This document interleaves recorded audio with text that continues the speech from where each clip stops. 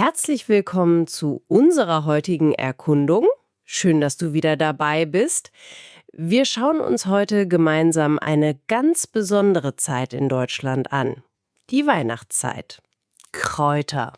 Ja, wir haben hier einige wirklich interessante Beschreibungen und Infos gesammelt, wie dieses Fest so gefeiert wird. Also voller Lichter, typischer Gerüche, da kommen wir sicher noch drauf, Musik natürlich und eben ganz besonderer Momente. Das ist echt eine prägende Zeit im deutschen Kalender. Unsere Mission für dich heute. Wir wollen mal die wichtigsten Traditionen, ja, verständlich machen und vielleicht auch rausfinden, was Weihnachten für die Leute in Deutschland so bedeutet. Stell dir einfach vor, wir machen zusammen eine kleine Reise durch den deutschen Winter. Schauen uns die Bräuche an, versuchen das Gefühl dahinter zu verstehen. Okay, lass uns da mal eintauchen. Genau. Und das Material, das wir haben, gibt uns da einen schönen Einblick. Nicht nur, was passiert, also welche Feste es gibt und so, sondern es deutet auch an, warum diese Zeit so eine besondere Stimmung hat. Es geht oft um mehr als nur, ich sag mal, Geschenke oder freie Tage. Es geht viel um Gefühle wie Gemütlichkeit, um Gemeinschaft, klar, und um Bräuche, die teilweise schon sehr, sehr alt sind. Lass uns mal schauen, was diese Zeit so ausmacht. Fangen wir doch mal ganz vorne an. Also die Weihnachtszeit, die beginnt in Deutschland ja gefühlt oft schon Ende November. Und zwar mit was ganz Typischem, das wird hier auch als sehr beliebt beschrieben, die Weihnachtsmärkte. Hast du davon schon mal gehört oder vielleicht Bilder gesehen? Überall Lichterketten, kleine Holzbuden. Ja, sicher. Und was ich daran faszinierend finde, und das kommt ja auch raus, diese Märkte sind ja viel mehr als nur Orte zum Einkaufen. Stell dir mal diesen Duft vor, der da in der Luft liegt, wird ja auch beschrieben. Eine Mischung aus Zimt, Vanille, gebrannten Mandeln. Ah, gebrannte Mandeln. Die sind lecker. Genau, die in Zucker gerösteten Mandeln, sehr süß und oft auch was Herzhaftes, ne? Bratwurst, Reibekuchen. Die Leute treffen sich da, um genau diese Atmosphäre aufzusaugen. Und getrunken wird auch was Spezielles, habe ich gelesen. Unbedingt. Ganz typisch ist heißer Glühwein. Das ist ja Rotwein, der mit Gewürzen wie Zimt und Nelken heiß gemacht wird. Hm. Und für Kinder oder wer halt keinen Alkohol mag, gibt's Kinderpunsch, meistens auf Fruchtsaftbasis, auch warm und gewürzt. Okay. Es ist also wirklich ein Treffpunkt für alle, zum Aufwärmen, zum Quatschen, um diese festliche Stimmung zu genießen. Es geht, wie es hier heißt, um ein Erlebnis für alle Sinne. Riechen, schmecken, sehen, hören. Total wichtig. Das klingt echt nach einem stimmungsvollen Start. So nach diesen Märkten, die ja oft schon vor dem ersten Advent losgehen, beginnt dann die eigentliche Vorbereitungszeit auf Weihnachten, richtig? Die Adventszeit? Genau. Nach dieser eher öffentlichen Einstimmung auf den Märkten verlagert sich dann vieles ins Private, in die Familien. Die Adventszeit, das sind ja die 4 Sonntage vor Heiligabend und eine ganz zentrale Tradition, die hier auch genannt wird, ist der Adventskranz. Kannst du das kurz erklären? Was genau ist das? Ein Kranz mit Kerzen, oder? Richtig. Meistens ist das ein Kranz aus Tannenzweigen, also grünen Zweigen von Nadelbäumen. Und darauf stecken 4 Kerzen. Und jedem der 4 Adventssonntage wird dann eine weitere Kerze angezündet. Also am ersten Sonntag eine, am zweiten 2 Ah, okay. und so weiter, bis am 4. Advent alle 4 Kerzen brennen. Dieses schrittweise heller werden, das symbolisiert quasi das Warten auf Weihnachten, auf die Ankunft des Lichts, könnte man sagen. Es steigert die Vorfreude, Woche für Woche. Schöne Symbolik, ja. Und für die tägliche Vorfreude gibt's ja auch noch was, gerade für Kinder, ne? Ja, klar. Der Adventskalender. Den gibt's natürlich für Kinder, Aber die Infos betonen auch, viele Erwachsene haben auch einen oder bekommen einen geschenkt. Das ist ein Kalender mit 24 kleinen Türchen oder Fächern für jeden Tag vom 1. Dezember bis Heiligabend, also dem 24. Und hinter jeder Tür? Wartet eine kleine Überraschung. Klassischerweise Schokolade, klar. Aber manchmal auch Bilder, kleine Spielsachen, Sprüche. Das macht die Wartezeit wirklich jeden Tag ein bisschen süßer und spannender. Eine sehr, sehr weit verbreitete und beliebte Tradition. 24 kleine Glücksmomente bis zum großen Fest. Das verkürzt das Warten bestimmt ungemein. Und dann, ja, nach all der Vorbereitung und Vorfreude ist er da. Der wichtigste Tag. Genau. Der Höhepunkt der Weihnachtszeit ist für die allermeisten in Deutschland der 24. Dezember. Heiligabend. An diesem Abend, so lesen wir hier, kommt traditionell der Geschenkebringer. Das kann, je nach Region und Familientradition, das Christkind sein. Das Christkind. Wie muss man sich das vorstellen? Ja, das wird oft als eine Art engelhaftes Wesen vorgestellt. Oder eben der Weihnachtsmann, der mehr dem internationalen Santa Claus ähnelt. Bringt halt die Geschenke. Okay, und was passiert an diesem Abend sonst noch so? Die Geschenke sind ja sicher nur ein Teil? Richtig. Familien schmücken gemeinsam den Weihnachtsbaum. Das ist oft auch erst am 24. Dezember selbst, was die Spannung nochmal erhöht. Der Baum wird meist mit bunten Kugeln geschmückt, Lichtern, heute, ja, meist elektrische Lichterketten. Sicherer wahrscheinlich. Ja, früher und manchmal auch heute noch echte Kerzen, aber da muss man natürlich höllisch aufpassen. Und oft kommt ein Stern oder eine Spitze ganz obendrauf. Und Musik spielt auch eine Rolle, habe ich gelesen. Unbedingt. Es wird viel gesungen. In den Unterlagen werden explizit Lieder wie Stille Nacht, Heilige Nacht oder O Tannenbaum genannt. Kennt man ja. Ja, das sind so die ganz bekannten, traditionellen deutschen Weihnachtslieder. Die schaffen einfach eine besinnliche Stimmung. Und dann oft nach dem gemeinsamen Essen oder dem Singen kommt der Moment, auf den vor allem die Kinder natürlich warten. Die Bescherung. Die Bescherung?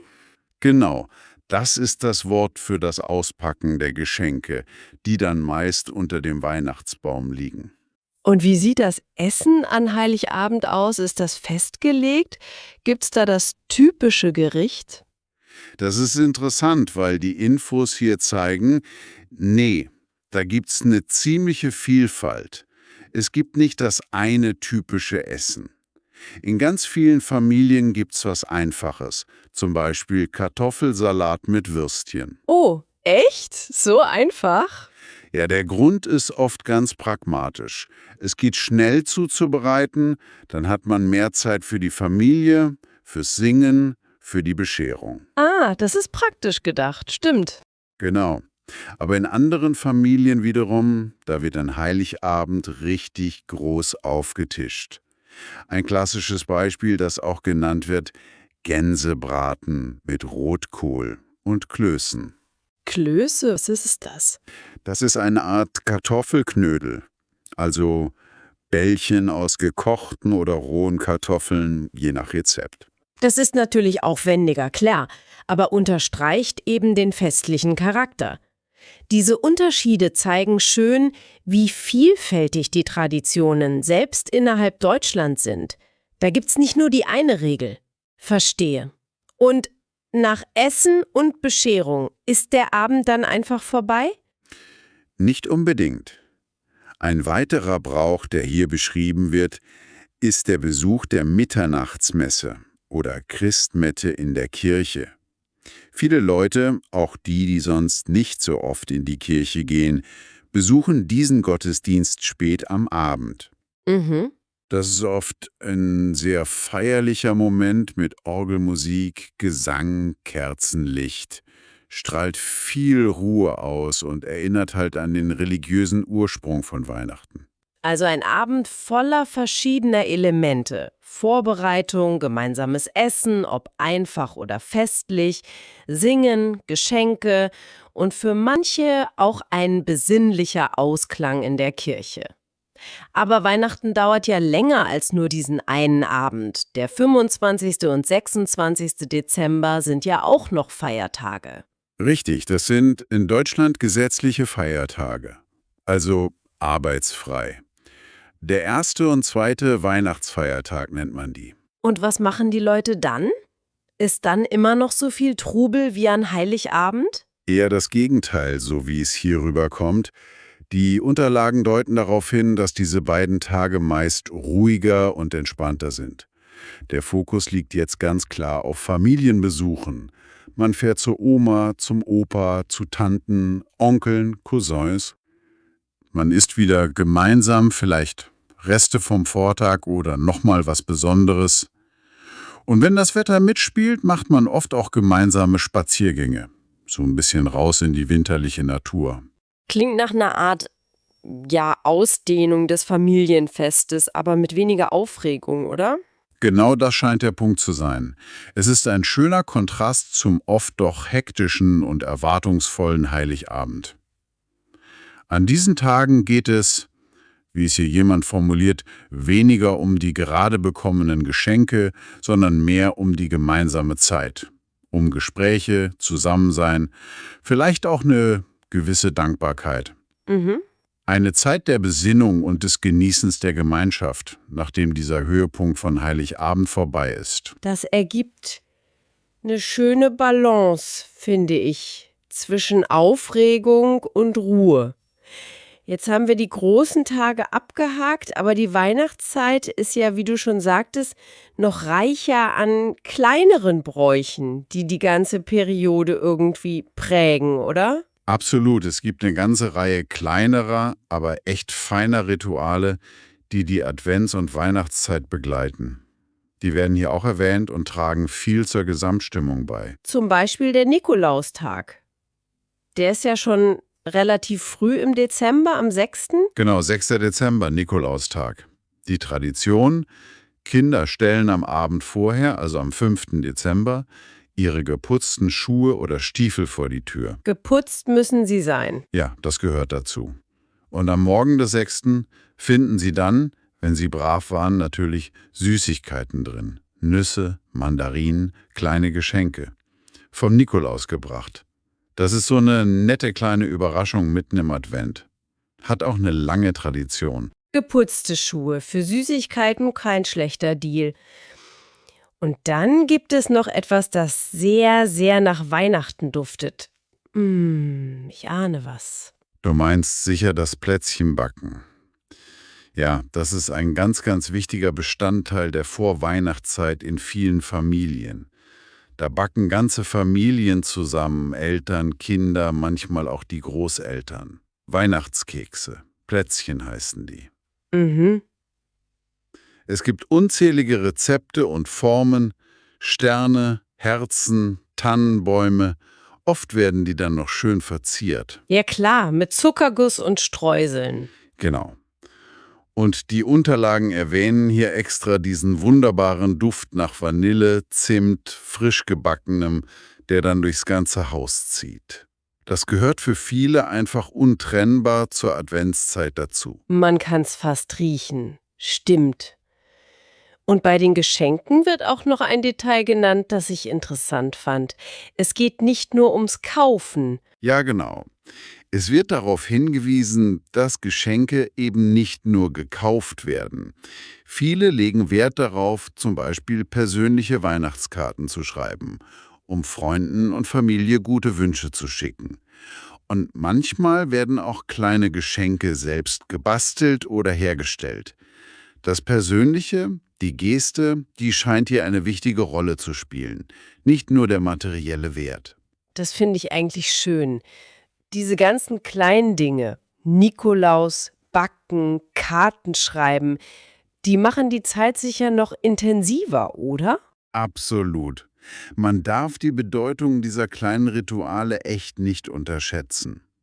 Die schaffen So eine durchgehende festliche Atmosphäre über die ganzen Wochen hinweg. Das gemeinsame Backen, das Warten auf den Nikolaus, das Basteln, das Schmücken, all das stärkt das Gemeinschaftsgefühl, macht die Vorfreude irgendwie greifbar und schafft bleibende Erinnerungen.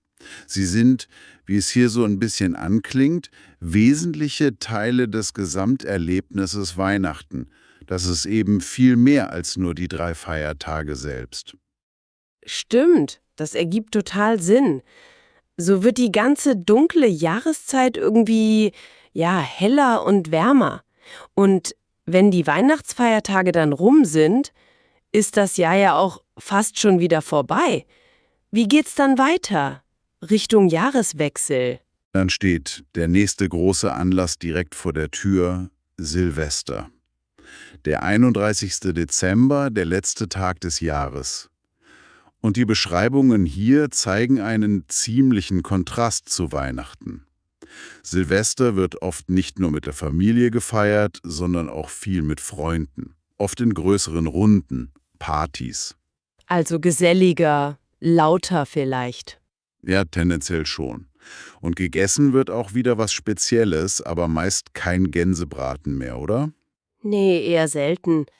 Beliebtes Essen an Silvester, so erfahren wir hier, sind oft so gesellige Gerichte, bei denen alle am Tisch mitmachen können. 2 Klassiker werden genannt, Raclette und Fondue. Ah ja, kennt man. Beim Raclette hat jeder so kleine Pfännchen, da schmilzt man Käse drin und isst den dann mit Kartoffeln, Gemüse, Fleisch. Beim Fondue taucht man Brotstücke in geschmolzenen Käse oder Fleischstücke in heißes Fett oder Brühe. Beides dauert lange, ist gemütlich und fördert die Unterhaltung. Man sitzt halt stundenlang zusammen. Klingt nach einem schönen, langen Abend. Und um Mitternacht knallt's dann aber richtig. Ja, das ist der Höhepunkt. Um Punkt Mitternacht wird traditionell mit Sekt angestoßen, klar, um das neue Jahr zu begrüßen. Und ganz wichtig, das wird hier auch betont, das Feuerwerk. Überall in Deutschland steigen um Mitternacht bunte Raketen in den Himmel. Es gibt laute Böller. Böller. Ja, also Knallkörper, es knallt und leuchtet überall. Das ist ein sehr lauter, fröhlicher, ausgelassener Übergang ins neue Jahr. Schon ein deutlicher Kontrast zur eher ruhigen, besinnlichen Weihnachtszeit. Am nächsten Tag, dem 1. Januar, Neujahrstag, wünscht man sich dann frohes neues Jahr. Also erst die gemütliche, besinnliche Weihnachtszeit und dann ein lauter, fröhlicher Rutsch ins neue Jahr, wie man ja auch sagt. Okay, lass uns das mal zusammenfassen. Wir haben jetzt echt eine ganze Reise gemacht durch die deutsche Weihnachts- und Winterzeit. Von den Märkten über den Advent mit Kranz und Kalender, Heiligabend mit Baum, Essen, Geschenken, die ruhigen Feiertage danach, die kleinen Bräuche zwischendurch, bis hin zum Silvesterfeuerwerk. Warum ist diese ganze Zeitspanne, aber vor allem Weihnachten, in Deutschland so wichtig, so beliebt? Was ist so die tiefere Bedeutung dahinter? Also die Informationen legen nahe, dass es weit mehr ist als nur ein religiöses Fest für Christen, obwohl das natürlich der Ursprung ist. Es wird beschrieben als eine Zeit des Friedens, des Zusammenhalts in der Gesellschaft. Ein interessanter Punkt ist auch, dass viele Menschen in dieser Zeit als freundlicher, hilfsbereiter wahrgenommen werden. Es gibt wohl eine größere Bereitschaft, an andere zu denken, für Bedürftige zu spenden, einander im Kleinen zu helfen. Also so eine Art positive Grundstimmung in der Luft. Ja, genau, das wird angedeutet. Es scheint eine Zeit zu sein, die, vielleicht das Beste im Menschen hervorrufen kann. Die allgemeine Freundlichkeit nimmt zu, die Städte und Häuser sind schön geschmückt mit Lichtern und Deko. Das erzeugt so ein allgemeines Gefühl des Wohlbefindens und eben dieser Gemütlichkeit. Dieses typisch deutsche Wort, ja. Schwer zu übersetzen, aber du weißt, was gemeint ist. Diese wohlige, heimelige Atmosphäre. Im Kern, so lässt sich aus den Quellen schließen, ist es wohl ein Fest der Liebe, der Familie und der Hoffnung. Und das sind ja Werte, die eigentlich universell sind. Die gehen über religiöse oder kulturelle Grenzen hinaus. Und ein Aspekt, der auch noch genannt wird, ist die Verlässlichkeit, stimmt's? Dass es immer wiederkehrt. Stimmt, das ist ein schöner Schlusspunkt hier in den Unterlagen. Das Schöne daran ist, dass es jedes Jahr wiederkommt. Diese Verlässlichkeit, dieser feste Rhythmus im Jahr macht es vielleicht auch so besonders wertvoll für viele Menschen. So ein Ankerpunkt im Jahreslauf. So, das war sie also, unsere heutige Erkundung der deutschen Weihnachtszeit.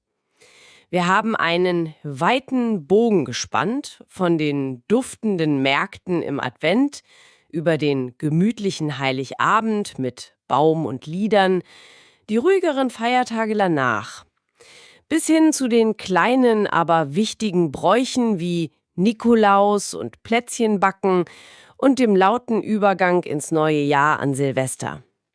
Wir haben gesehen, es geht ganz viel um Familie, um Gemütlichkeit, dieses spezielle deutsche Gefühl, aber eben auch um Besinnung, Dankbarkeit und Hoffnung. Eine wirklich vielschichtige Zeit. Sehr emotional für viele. Das stimmt. Das Material beschreibt echt eine Fülle von liebgewonnenen Traditionen, die diese Zeit prägen und ihr so einen besonderen Zauber geben. Eine Frage, die sich daraus vielleicht für dich ergibt, wenn du jetzt so darüber nachdenkst: Wir haben gehört, viele dieser Bräuche schaffen Gemeinschaft, bringen Licht und Freude in die oft dunkle, kalte Jahreszeit. Was glaubst du, welche Elemente davon, vielleicht das gemeinsame Essen, die Lichter, das Schenken, das Zusammensein, könnten universell sein? Also überall auf der Welt eine ähnliche Bedeutung haben oder Freude machen? Und andererseits, welche ganz eigenen Traditionen, vielleicht aus deiner Kultur, deiner Familie, deinem Freundeskreis, machen für dich persönlich das Jahresende oder eine bestimmte Zeit im Jahr besonders wertvoll? Das ist eine schöne Frage, die wirklich zum Nachdenken anregt. Danke dir auf jeden Fall, dass du uns auf dieser winterlichen Reise durch die deutschen Weihnachtstraditionen begleitet hast. Wir hoffen, du konntest einiges für dich mitnehmen und hast jetzt ein besseres Bild von dieser besonderen Zeit in Deutschland. Bis zur nächsten Erkundung. Tschüss!